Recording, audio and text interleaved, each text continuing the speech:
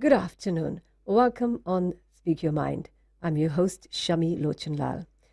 My guest is from Lifeline Fiji. Lifeline Fiji is a non-government organization, and with me is the Services and Training Manager, Timaima. Tima, welcome on this Throwback Show. Thank you, Shami. Just recently, Tima, Lifeline Fiji received 70,050. Is it 7,000? 7,050 calls. Sorry, 7,050 calls on its crisis line last year, which is alarming. Tell me, and today our topic is child abuse and child neglect. So out of these 7,050, how many were children? Thank you, Shami. Out of that 7,000 plus calls, about 4% of those calls are calls related to children. When I say that, I meant that some children called in, but on other occasions, caregivers and even stakeholders on prevention of child abuse called in to relate cases for child abuse. So we're looking at roughly about 200 plus child abuse cases, whether the parents called or caregivers, but it was related to child abuse. Yes, Shami. What were these issues?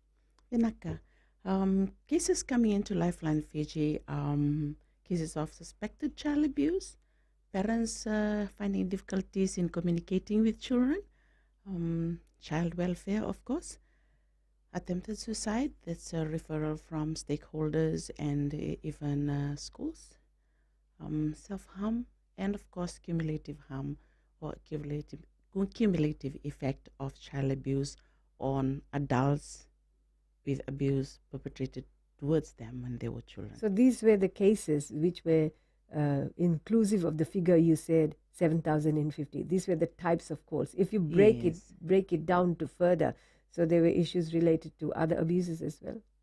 Yes, Shami. Other abuses, we haven't talked about the details of types of abuses perpetrated towards children, but these were the major ones that we received. Of course, there have been children abusing other children.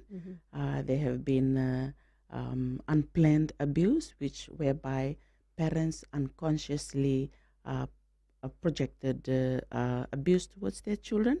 But these were the main ones that. So, what were children's issues when children called? What were their issues, and what was the age bracket? Vinaka, for the 4% that we received, we calculated it's from 20, the age of 20 downwards. And the youngest who has walked into our center was a 5-year-old child with his parents. He was in kindy last year.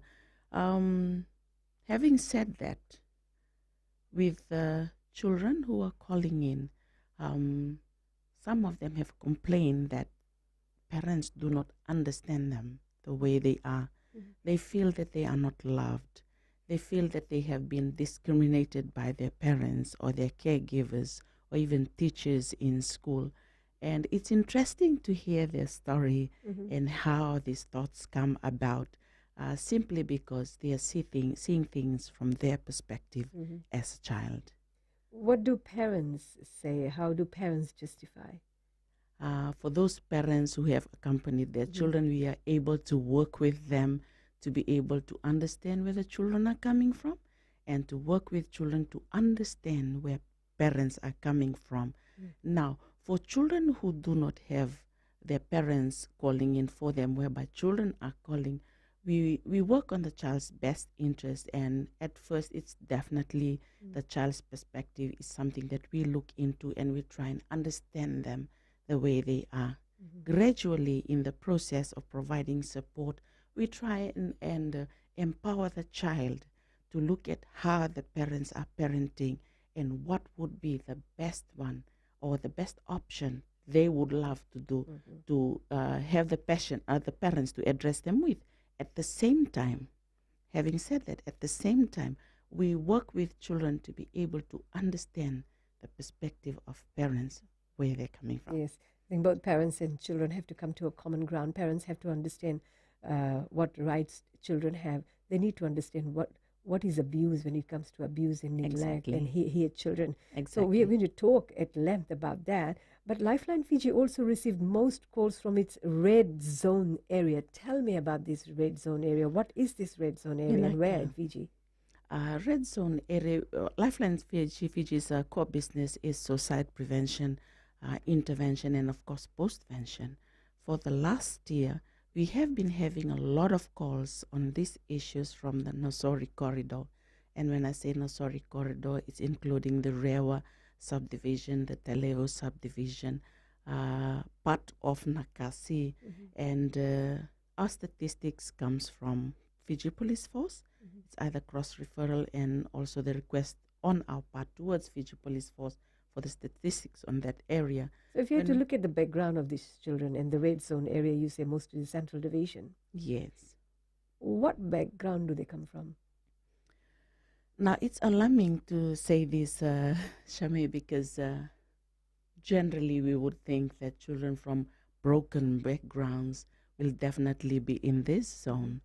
Gone are those days. We have children who are calling in with parents who are well and they're with their children. They're working parents. They are recognized individuals in the community. So what we are looking at is parents as a whole. These are stable families who earn where both parents are earning. Yes. They can provide everything except for time and love for their children. Yes. So, and we also looking at caregivers. They may not be biological parents to the children. They could be older siblings who are looking after the younger ones. Interesting. So is the number of abused or neglected children in Fiji increasing? What is Lifeline's finding if you go back in 2016, 2015, last year? Pinaka, as far as our line is concerned, reported cases to our line is increasing. Now, that does not mean that it hasn't been there all along. It has been there. I think the reporting system has increased with the work of stakeholders out there, creating awareness into the community, into schools, children accessing information on abuse and where the go-to lines. We have a national child helpline 1325 there out there. So there is a lot of awareness going on. Which is then encouraging people to come forward. I think that's a very, very positive result. It is a very positive one, yes. So the number is 1325 to call and seek for help. Yes, that's with the child helpline. And apart from Lifeline, there are other stakeholders where children can call and report. So that's their stat is different from yours. Exactly. So if we had to put combined stats with Lifeline and Empower Pacific and other organizations, I think the number would increase because there has been a lot of awareness through our talkback shows too and good work which you're doing. Tima, we are going to take a break, and when we come back, we're going to look at how we Fijians can address this situation of child abuse. How can we get involved? How can we help? And if you have suffered child abuse and you're a survivor of child abuse, you may call us on 322090 or 907 and tell us experience. Tell us how we as the nation of Fiji can advocate for this. Soon after this break.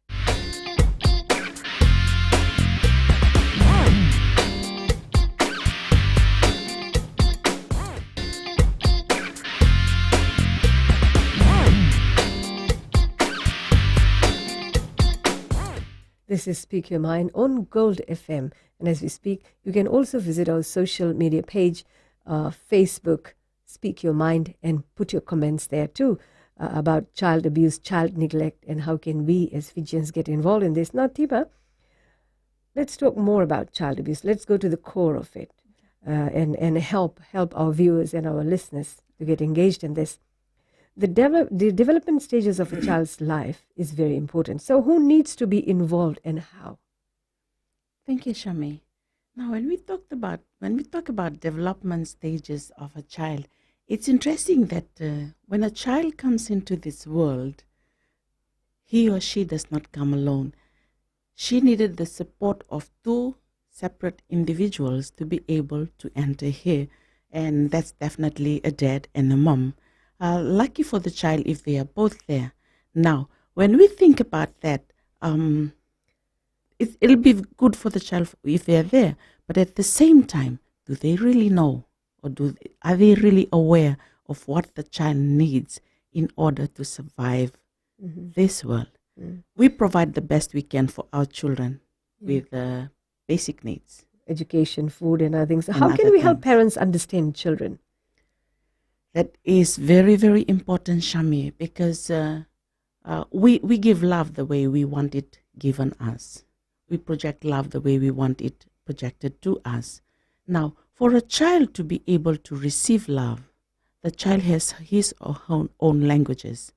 And for a parent to project that, the parent has learned his or her own way of learning about what love is. And that is how they define love. Because they observed how they were treated by their parents and how their Exactly. parents were treated by their parents. Right? It has been. Exactly.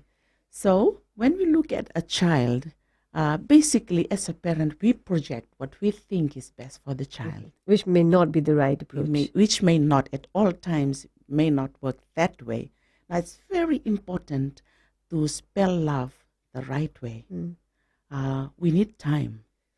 We need time as parents to spend quality time and safe space with our children for the child to be able to express themselves. As we speak now, we're discussing how can we help parents understand children. The 280 or so calls that you received from children, where there were children and caregivers and other people, friends, what were the children's grievances? What did they say about children? What do they want from their parents? Most of our callers, they say that parents do not understand them. And some of them said, our parents work full-time, and when they come back home, we are fast asleep. We understand that. But at the same time, we ask the children, what actually do you want from your parents? And these are our Fijian children we're talking about, right? So what did they say? Some would say, I would love her to be home when I'm back. Okay. Some would say, if only she can understand me the way I am. And I said, tell me more about that. They would say, if she listens, she would say, she would know. Or if he is here, it would have changed everything.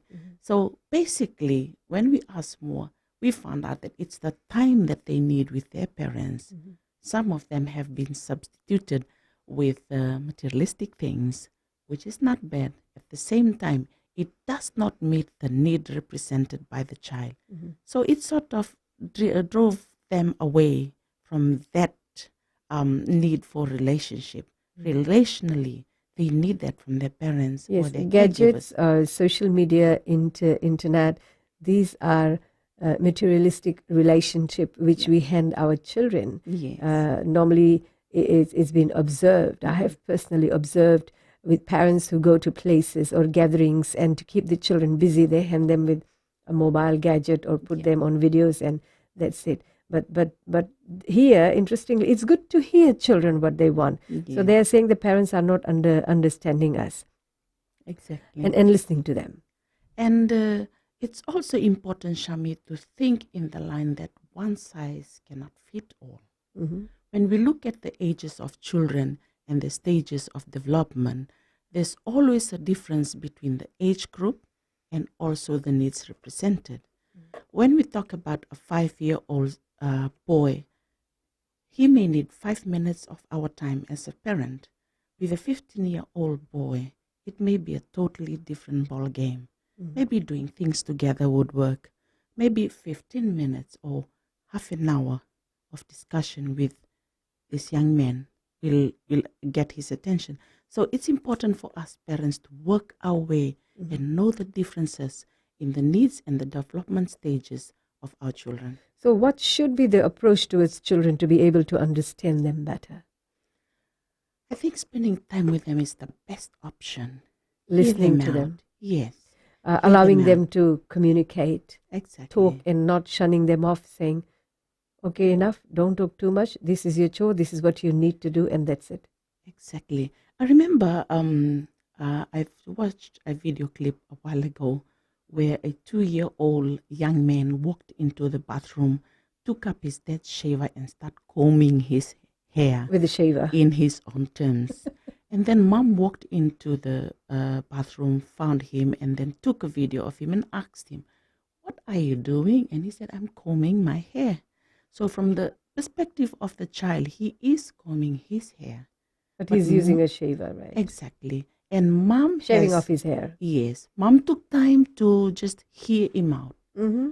In a Fijian context, how would Fijians have an approach towards that? I'm definite he will have pinches and punches or maybe slaps for the child. Screaming. And a lot of screaming involved, a lot of spanking.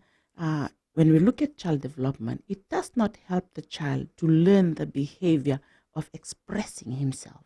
Mm-hmm. Every behavior is learned. Or the word which we use in this scenario where you saw this 2-year-old boy taking dad's shaver and saying that he is combing his hair. In fact, he was shaving his hair. He didn't know that, right? For him, innocent little boy, he was combing his hair. Exactly. But if the mom, instead of screaming at him, spanking him, or using words of abuse, which in our context would be, like you said, or saying, "Naughty boy, what did you do? What will dad say?" So this comes to our mind. Interesting. Now, we want you to take this thought, ponder on that.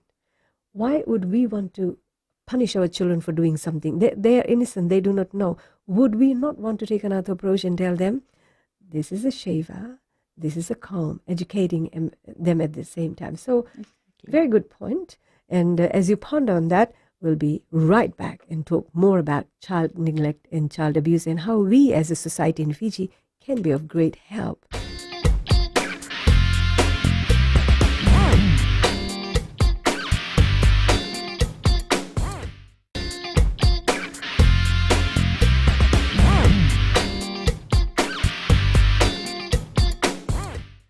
This is Speak Your Mind. We're talking about child abuse and child neglect cases in Fiji.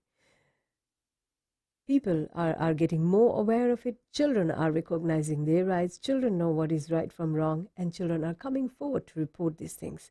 So, Tima, let's talk about, when we talk about providing safe space for children at home, what is a safe space?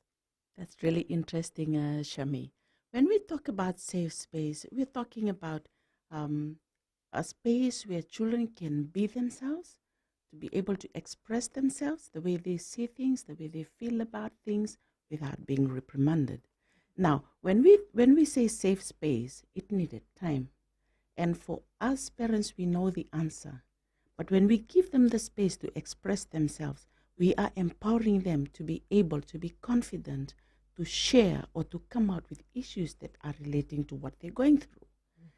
And when we talk about child abuse, the behavior that is learned from sharing issues, from having that safe space to be able to express themselves, when this behavior is learned, it becomes a norm with them. So if they were reprimanded as a child, it shuts the door of confidence coming out. When we talk about child abuse, if this young child, this particular child who has been shunned when he was young or when she was young, even 10 years later, when she becomes a teenager and is going through abuse, would she be able to come back to talk about these things? Why? Because she did not learn talking about it in the first place. It becomes a behavior. So if she is shunned, it will push her more to be vulnerable. So you're saying that a safe space is where a child feels comfortable talking and discussing. So that's like creating safe space at a very young age with your children, communicating. Would safe space also be a place where you are alert and mindful of people who are surrounding them, so children are not left at the care of people who know them, who may abuse them? Yes, that is very important. And if children know that, if they know that there's somewhere or a space where they can fall back on, especially with their parents or with their caregivers or with their minders, if something is happening, they are confident enough of going back to tell. Sometimes parents may feel that leaving the child with a family relative or a friend is safe. but it could be others, because the finding tells us that these are people who are closely related to the Exactly. children who abuse them. The abuse could Exactly. be physical, it could be sexual, it could be verbal abuse and all those things. What can we tell parents when it comes to this, to trust the children and not the immediate relatives? Are we Exactly. having a breakthrough in this area in Fiji? That is something that we really need to find out, Shame, because if the child is confident enough at home, the child will be able to push that issue with parents. But if the child is not regarded or given the space at home, the child cannot come back to parents and say, hey, this is happening to me. Why? Simply because parents do not have time to do that. Or they're not talking to the children to tell them that if anybody does a bad touch, or says something abusive, or passes a kind of a remark, then you need to come and tell me, because I will trust you. It doesn't matter who that person is. It could be my blood relative, it could be my anyone in the community. I think that is something the parents need to talk to the children. And that will only happen if the children are confident of having special time with their own parents or their own caregivers. That can only happen when time is there. So building relationship with the children is Yes. very important. I have a question I'd like to pose with you. If your child comes to you and says that this aunt or uncle or granddad, grandfather or relative, whoever it may be, who knows the child really well, comes and says to you that they abused him sexually, would you believe it? Whom would you believe? Think about that while we move ahead with the next question. Who abuses and neglects children? Nakashami, as statistics has shown, and with so much child abuse, child neglect, education awareness going on, findings has been that family members, trusted friends, trusted relatives, people known to children have abused them, and even parents have done that. They have participated in abusing their own children simply because they are the next person to them. They stay with them. They have the authority over them. And usually with abuse, it's always about power and control. So what makes people abuse children? What kind of power and control would they want? What kind of people are they who abuse children? What makes them abuse children? It's very interesting. When we talk about mental health, it's very important to understand that whatever you have, that's what you're going to bring onto the table. But whoever you are, that is actually how you will perceive things.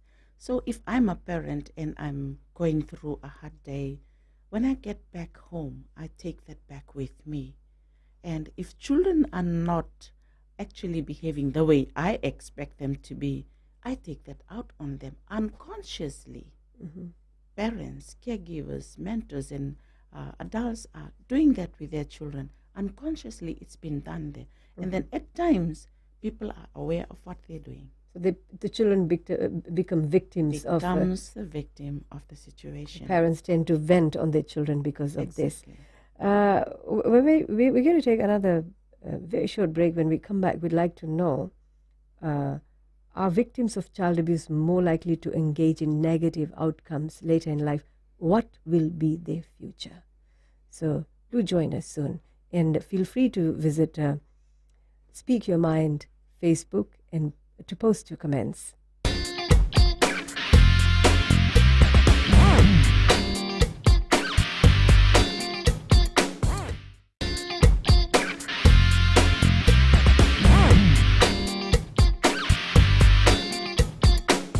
You're on Speak Your Mind, and my guest is Services and Training Manager Tima, who's from non-government organization Lifeline Fiji. And just recently, Lifeline Fiji came up with stats revealing that 7,050 calls on its crisis line last year was to do with child abuse and child neglect and other neglect cases, out of which 280 calls were from children. So moving on, and we have quite often brought this topic on child abuse and child neglect, and I think there's never enough of it. We need to continue to create awareness. So, this child who has been either sexually abused, verbally abused, physically abused, hit by the parents, what is the outcome of these children later in life? How does it impact them? Kashami, there's a saying that crisis or situations that you've gone through in life can either make you or break you.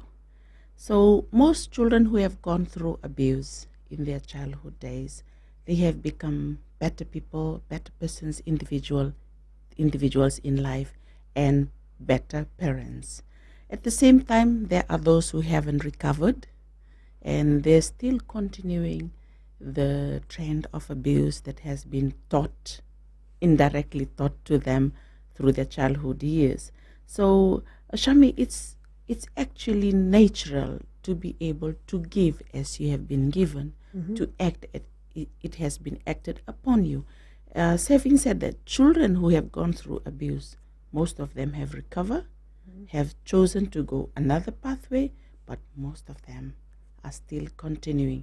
And sad to say that they have projected those violent behavior towards their very own children and their very own loved ones.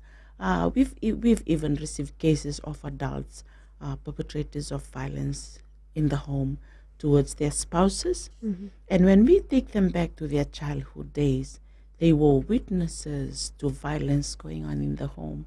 The modes of communication was always through violent behavior. So they have continued the tradition. So while we discuss this, what kind of reported abuse did you get through Lifeline? Was it more on physical or sexual abuse? What was the nature? Yes, we've had physical abuse. We also had sexual abuse. What tops the list? More on verbal and emotional abuse. That is from children, but with adults, we also have perpetrators of violence, and the top is on physical abuse. These are adults Spouses, yes. inflicting physical abuse on children. And children and their spouses. So what are the common signs of child abuse? How can we know that a child has been abused? Now, that's very interesting. If you're sitting with a child in a room, there's always agitation. Like I said, children are different, so there'll always be different symptoms with different children. As a child can be sitting inside a room, eyes down, all sullen. A child can also be vocal and violent and active. It's when you interact closer with a child that you'll be able to hear more and see more and read more according to the child's behavior. Like I said, children are different. One child can be silent and be well-mannered. That does not mean that he or she is not an abused child or an abusive child. When we get closer to the child, then we would be able to see signs and symptoms of child abuse. But if it could be quite challenging, because there are all different types of, some are very hyper, some are extroverts, some are introverts. Yeah. So would it be too risky to go to them and ask them if they are going through some kind of behavior? What would be some symptoms For children, especially for for being those abused? Yes, who have been abused, when they walk into the center, it's always their eyes down. They feel small. They feel unimportant. They feel scared. So that will be projected by their behavior. How would I, or anyone for that matter, if we see children in our neighborhoods or in a family or in community gatherings, churches and other places, how can we know that a child is being abused? Vinakashami, that's very important. If we know the child from some time and then you noticed a change in behavior, if the child has been vibrant and vocal and a very lovely, lovable person, slightly there's a change in her attitude, in her behavior. So what should I do if I suspect child abuse and neglect? So often we take these few words for granted. Are you okay? And then we don't want to listen. How are you? Are you okay? And then we don't want to listen. We just go on to, because we make it into, it's so generalized, it's so It's become like a cliche. How are you? But we are not ready to listen, right? Exactly. So those few words means a lot. But then after asking how are you, you need to give them attention and ask them, Yes. right? Is that all? If I know that a child is being abused, or there's symptoms of child abuse and neglect, or if I'm witnessing child abuse, what should be my responsibility? I think it's mandatory to report child abuse. And that's why we have the National Crisis Line by the Ministry of Child Services with the Welfare Department, 1325. It's a toll-free line, national toll-free line, but we also have Lifeline Fiji's number, 132454. You can call us in. We will be able to assist and then link them up to the service providers who would be able to undertake that further. Should I feel that if I suspect that anyone for that matter, that a child is being abused, so should that person be concerned about what would be the consequences? What would the parents think? Should I go ahead or not? Or should I protect parents' identity? Or it's not my business. Let it be. What should be my attitude? We've been speaking at length about the effect of child abuse on a child and also the long-term effect on the child. Now, there's also laws in place in regards to child abuse, and it's mandatory for individuals to report child abuse. You don't have to give your identity. You can always walk up to a police station or call them up, the nearest police station, inform them. They will be able to carry it on from there. And organizations like Lifeline Fiji, we are there to mediate between the child and the parents and work towards an amicable solution.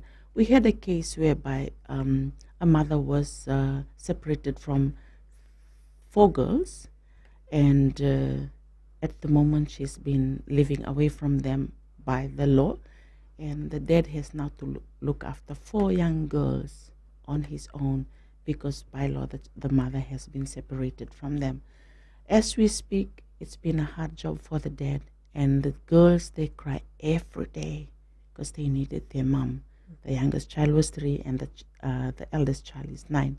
Now, there's a very important question that you ask about the impact of reporting on the children. There is a way forward with the stakeholders involved, where they come together, discuss issues relating to the child's welfare before decisions are made. And that is why we all need to play a part in reporting child abuse. Okay. Another break. When we come back, we'd like to know more about how one should get involved, and other findings which Lifeline has revealed is that a lot of men have been calling, men who normally would zip up, would not vent, or will not go for help. It's alarming to see that, and it's good to see men are coming forward. So we're going to talk about this too.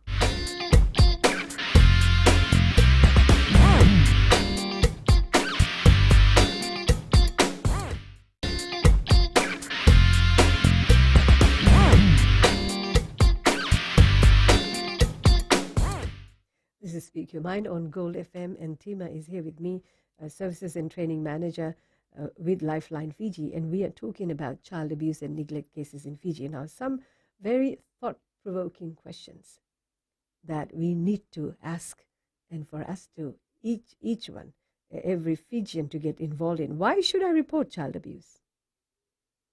Firstly, it's mandatory by law to report. Secondly, there's someone out there who's hurting, and that someone is not in a position to protect him or herself. There needs to be an intervention to be able to provide safety for the child. So that's reporting. And why should I get involved? If you are a concerned adult, that is very important. Like I said, it's because of the law, and at the same time, you may be the only link to safety for that particular child. We should not be afraid to get involved. Yes. Normally, there could be children who would come to your family quite often, and if the child gets involved with the family, then child protection is important. And I think people should report, because you could be saving someone's life and someone's future. Exactly. Because otherwise the child could continue being abused. Exactly. Is it good to think that if we see a parent disciplining the child with a rod or hitting the child at home, is it okay to say that's their child and they have every right to discipline them? What should be the right way of disciplining? When we talk about disciplining, Shame, hitting a child or smacking a child with a rod is termed as a form of abuse by law here in Fiji. And it's very, very important for us parents to be aware of the laws that are in place, because it can possibly lead to your separation from your child, and there will be more impact, negative impact on the separation for the child or even on the parents for that matter. But then I think it's very important to consult authorities concerned. What advice would you give to parents and caregivers who may say, in our days, this is how we were disciplined, and we believe that it is good to hit children or discipline them physically because and they might debate on children's and law in place. What advice would you want to? How can we change the mindset? Vinaka, I think the best possible way to address that is to spend time with parents and empower them to be able to find alternate disciplinary method for their children. We've heard about naughty chair. We've heard about you do this, you get this, and if you don't, you'll shy away from that for a moment. That would be only coming by if there is amicable understanding and enough time spent between parent and their own children. We can never implement that if that is not a norm in the family. Now, with our work at Lifeline Fiji, this is what we spend more time on, empowering parents on coping mechanisms, on what is in their hands that they can do, and also working with children to be able to assist them to conduct their behavior in such a way that they would be able to address their parents with.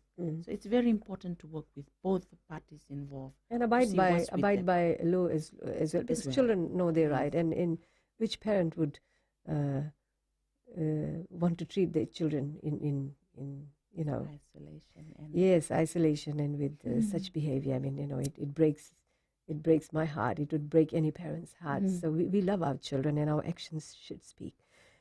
Lifeline Fiji has also received numerous calls by men. So it's encouraging to see that men do come forward. What kind of cases do you receive? We receive cases from perpetrators of violence, especially violence in the home. We also receive cases from men who are not aware or undecided on how to handle their children.